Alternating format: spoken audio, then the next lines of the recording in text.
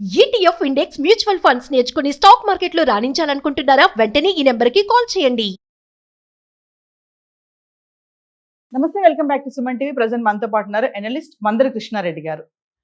మీ దగ్గర గనక 500 నోట్ కానీ చూడండి, ఇది ఇలా కట్ అయిపోయింది కదా, అంటే చిరిగిపోయింది సైడ్. చాలా మంది దగ్గర 100 రూపీస్ కానీ 10 రూపీస్ 20 రూపీస్ 200 రూపీస్ నోట్లు కూడా ఇలా చిరిగిపోయి ఉంటాయి. అంటే చిరిగినప్పుడు వాటిని కొంతమంది అయ్యో చిరిగిపోయిందని చెప్పి పక్కన పడేస్తారు కొంతమంది. కానీ వీటిని కనుక మనం బ్యాంక్స్కి కానీ ఆర్బీఐ తీసుకెళ్తే, కార్యాలయానికి తీసుకుని వెళ్తే వాళ్ళు మనకి మళ్ళీ రిటర్న్గా మనకి రూపీ అనేది ఇవ్వడం జరుగుతుంది. అయితే దీంట్లో కొన్ని కండిషన్స్ కూడా ఉన్నాయి. ఆ నోటు ఎలాంటి సిచ్యువేషన్లో ఉంది, మరి కావాలనే చింపారా, సగానికి చిరిగిపోయిందా, నెంబర్ దగ్గర చిరిగిందా, ఫిగర్ దగ్గర చిరిగిందా, ఇవన్నీ కూడా చూస్తారు. సో దీనిపైన మరి మంచి సమాచారం సార్తో మాట్లాడదాము. నమస్తే సార్. నమస్తే అమ్మా. సార్, మనం గతంలో ఒక వీడియో చేసాం కాయిన్స్ గురించి. మన దగ్గర పాత కాయిన్స్ కనుక ఏమన్నా ఉంటే నోట్స్ మీద ఈ సిరీస్ కనుక నెంబర్ సిరీస్ ఉంటే మార్చుకుంటే ఈ డబ్బులు వస్తాయని చెప్పేసి దానిపైన మనకు చాలా కాల్స్ రావడం జరిగింది. చాలా మంది ఎక్కడికి వెళ్ళాలి ఏంటి అని ఇప్పటికీ దాని మీద కాల్స్ వస్తున్నాయి. సో మరి ఈరోజు ఏంటంటే మనకి ఇలా చిరిగిపోయిన నోట్లు ఏమన్నా ఉంటాయి సార్, ఇట్లా అంటే బ్యాంకుకి వెళ్తే కనుక తిరిగి ఇస్తారని చెప్తున్నారు. రూల్స్ ఏమన్నా ఉంటాయా? ఎలాంటి పరిస్థితుల్లో ఆ నోట్ చిరిగిపోయి ఉంటే మనకి సేమ్ అమౌంట్ మనకి వాపస్ వస్తుంది? కొంతమంది సగం ఇస్తామంటారు, అంటే అంతా ఇప్పుడు 500 తీసుకెళ్ళామని కూడా దాని సిచ్యువేషన్ చూసి ఇంత వస్తుంది మీకు 500 రాదు అంటే ఎలాంటి సిచ్యువేషన్లో ఉంటే ఒకసారి డీటెయిల్గా. చిరిగిపోయిన నోట్లు మార్పిడి చేసుకోవడానికి అవకాశం రిజర్వ్ బ్యాంక్ పుట్టినప్పటి నుంచి ఉంది. కానీ చాలామందికి ఈ విషయం తెలియదు. ఒక బ్యాంకులే కాదు, ప్రైవేట్ పర్సన్స్ కూడా చాలామంది తీసుకుని డబ్బులు ఇస్తారు. కానీ 100 రూపాయలు మీరు ఇస్తే వాళ్ళు 50 రూపాయలు ఇస్తారు, ఒక్కోసారి 20 రూపాయలు 10 రూపాయలు కూడా ఇస్తారు. దీనిలో ముఖ్యంగా తెలుసుకోవాల్సిన విషయం ఏంటంటే, నోటు మీద మీకు రెండు పక్కల దాని నెంబర్ ఉంటుంది. ఈ చివరిలో ఆ చివరిలో నెంబర్ ఉంటుంది. మీరు నెంబర్ జాగ్రత్తగా పరిశీలించాలి. ఇక్కడ నెంబర్ ఉంది, అలాగే ఈ పక్కన కూడా నెంబర్ ఉంటుంది. ఈ చివరిలో నెంబర్ ఉంటుంది, ఈ చివరిలో నెంబర్ ఉంటుంది. ఈ నెంబర్లు మాత్రం కంపల్సరీగా ఉండాలి, చూసుకోవాలి. ఇగో ఇక్కడ నెంబర్ ఉంది చూడండి. ఓకే, అంటే నెంబర్ దగ్గర చిరుగు ఉండకూడదు. ఈ పైన నెంబర్ ఉంది, ఈ నెంబర్ ఉంది. ఈ నెంబర్లు మాత్రం కంపల్సరీగా ఉండాలి. అచ్చా, నెంబర్ కట్ అవ్వకుండా ఉండాలి. నెంబర్ కట్ అవ్వకుండా ఉంటే డబ్బులు పూర్తిగా రావడానికి అవకాశాలు సేమ్ వాల్యూ వచ్చేస్తుంది. దీంట్లో ఇంకేంటంటే చిన్నది 1 రూపాయి 2 రూపాయలు అంటే ఇప్పుడు లేవనుకోండి, 5 రూపాయల నోట్లు 10 రూపాయల నోట్ల వరకు చిన్న నోట్లు ఏవైతే ఉంటాయో ఇది 50% మినిమం ఉండాలి. అంటే నోటు మొత్తం సైజులో చిరిగిపోయిన నోటు పక్క దాని మీద పెడితే 50% అన్న పైన రావాలి. 50% కైనా పైన వస్తే తీసుకుంటారు, 50% కన్నా లోపల ఉంటే తీసుకోరు. అంటే దాంట్లో కొన్ని ముక్కలు మాయమైపోయే పరిస్థితి ఉంటుంది. ఇలాంటి సిచ్యువేషన్స్ కూడా ఉన్నాయి. పెద్ద నోట్లు అయితే 100 రూపాయలు 500 రూపాయలు 2000 రూపాయలు అట్లా తీసుకున్నట్టయితే 40% వరకు కంపల్సరీగా పెద్ద నోట్లు, అంటే మామూలు చిరిగిపోకుండా నోట్ సైజులో తీసుకుంటే 40% పైన ఉండాలి. అంతకన్నా లోపల ఉంటే మాత్రం తీసుకో.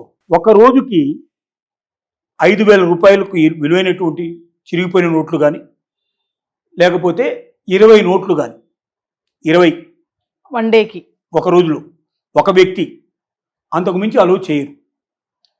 అంతకు మించి కూడా కావాలనుకుంటే ఏం చేయాలంటే ప్రత్యేకంగా అప్లికేషన్ పెట్టుకొని దానికి సంబంధించిన కన్సర్న్ ఆఫీసర్ ఎవరైతే ఉన్నారో అతని ఆమోదం పొందాలి.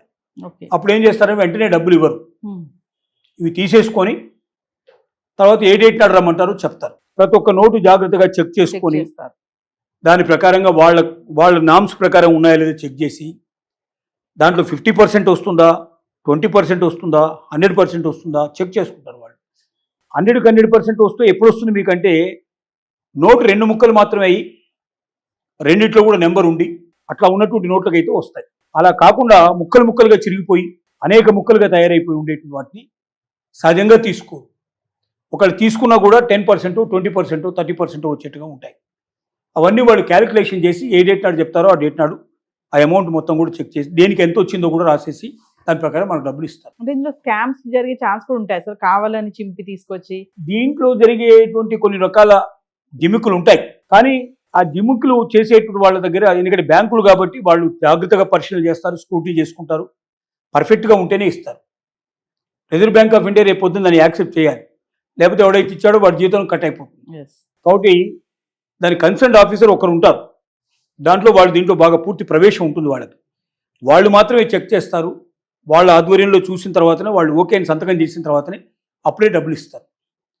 కాబట్టి జనరల్గా బ్యాంకుల్లో జరిగే అవకాశాలు తక్కువ.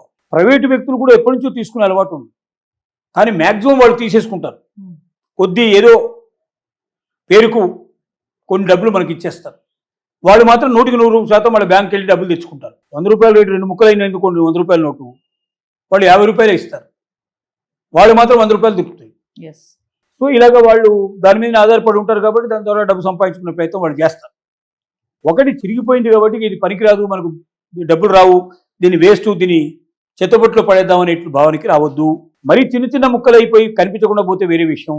తర్వాత పాత నోటు ఉంటే కూడా మరీ ఏదో 30 ఏళ్ళు 40 ఏళ్ళు కాకుండా 4-5 ఏళ్ళు 10 ఏళ్ళు లేదా బాగా దుమ్ము పట్టిపోయి ధూళి పట్టిపోయి నెంబర్లు సరిగ్గా కనిపించకుండా ఉండేట్టు పరిస్థితులు ఉంటే కూడా ఆ నెంబర్ల వరకు జాగ్రత్తగా కనీసం కనిపించేట్టు చేయగలిగితే అన్ని నెంబర్లు పర్ఫెక్ట్గా ఉండి పాత నోట్ అయినప్పటికీ తీసుకొని డబ్బులు ఇచ్చే అవకాశాలు ఉన్నాయి.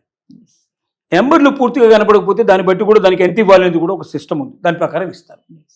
ఇదంతా కూడా కొంచెం ఓపిక్గా ఒద్దిగ్గా దాంట్లో జరిగే అవకాశాలు ఉంటాయి. కాబట్టి మన అకౌంట్ ఉన్నట్టు వాళ్ళకే ఇస్తారు ఈ డబ్బులు. ఎవరు పడితే వాళ్ళు పోయి ఇచ్చేట్టుగా అవకాశాలు తక్కువ. మీకు అకౌంట్ ఉందా అని అడుగుతారు. సో మీ అకౌంట్ ఉంటే అకౌంట్లో వేసేస్తామంటారు, లేదా ఒకసారి తెలుసుంటే ఇచ్చేస్తారు. ఏది ఏమైనప్పటికీ చిరిగిపోయిన నోట్లు, ఏదైనా ఇంకు పడ్డటువంటి నోట్లు, లేదా మాసిపోయిన నోట్లు, ఇలాంటి వాటిల్లో నెంబర్లు పర్ఫెక్ట్గా కనబడేటట్టుగా ఉండి 2 ముక్కలు మాత్రమే అయినప్పుడు, లేదా ముక్కలేం కాకుండా కూడా పనికి అంటే బాగా పాతదైపోయి అది ఇక పనికొస్తుందో లేదో, ఏదైనా ఒక్కోసారి నీళ్ళలో పడుతుంది, ఒక్కోసారి ఏదైనా మురికాళ్ళలో పడుతుంది, ఇలాంటివి కూడా జరుగుతూ ఉంటాయి. ఇలాంటివి కూడా కొంతవరకు పనికొచ్చే అవకాశాలు ఉన్నాయి. ఏదైనప్పటికీ ఒకసారి బ్యాంకు తీసుకెళ్ళి వాళ్ళకి చూపించి వాళ్ళ అభిప్రాయం తీసుకున్నాక నిర్ణయానికి రావాలి తప్ప మనంతరం మనమే నిర్ణయం చేసి అది పనికిరాదని చెప్పి చెత్తబుట్లో పడేసే ప్రయత్నం చేయాల్సిన అవసరం లేదు. ప్రతి రూపాయికి అలా విలువైంది, డబ్బుకు ఆ విలువ మనం ఇవ్వాలి. కాబట్టి ప్రతి ఒక్కరు కూడా తమ జీవితంలో మనీ మేనేజ్మెంట్ అనే దాంట్లో ఇలాగా కూడా మనం డబ్బు సంపాదించవచ్చు, మన డబ్బు పోకుండా మన డబ్బును మనం కాపాడుకోవచ్చు అనేటువంటి ఆలోచనకి ఈ ఇన్ఫర్మేషన్ పనికొస్తుందని మనం అనుకుంటాం. అయితే ఇంకొక ఇన్ఫర్మేషన్ సార్, ఇక్కడ బ్యాంక్స్ కాకుండా కొన్ని ప్రైవేట్ ఏజెన్సీస్ కూడా తీసుకుంటాయి కదా సార్, తీసుకొని పాత నోట్లు చిరిగిపోయిన నోట్లు తీసుకురండి మేము మీకు నోట్లు ఇస్తామని చెప్పి కొన్ని ప్రైవేట్ ఆర్గనైజేషన్స్ కూడా ఉంటాయి. మరి అదే ప్రైవేట్ వ్యక్తులు, ఇందాక నేను చెప్పింది అదే, ప్రైవేట్ ఆర్గనైజేషన్స్ అయినా ప్రైవేట్ వ్యక్తులైనా అంతా జరిగేది అదే. వాళ్ళు మనం 100 రూపాయలు ఇస్తే మనకు 10 రూపాయలు ఇచ్చే ప్రయత్నం చేస్తారు, వాడు మాత్రం 100కు 100 తీసుకునే ప్రయత్నం వాడు చేస్తాడు. కాబట్టి ప్రైవేట్ వ్యక్తుల దగ్గరికి పోవద్దు, ముందు బ్యాంకుకు వెళ్ళాలి. బ్యాంకు కాదన్నప్పుడు అలాంటప్పుడు ప్రైవేట్ వ్యక్తుల దగ్గరికి పోయి ఏదో 10-20 దొరికితే పర్వాలేదు, ఎంతో అంత 10%, 20%, 30% దొరుకుతుంది మనం వెతుక్కుంటే తప్పలేదు. కానీ ముందు బ్యాంకు వెళ్ళడం మంచిది. బ్యాంక్ అయితే మీకు ఎక్కువ భాగం మ్యాక్సిమం ఇచ్చే అవకాశం ఉంది. Thank you sir.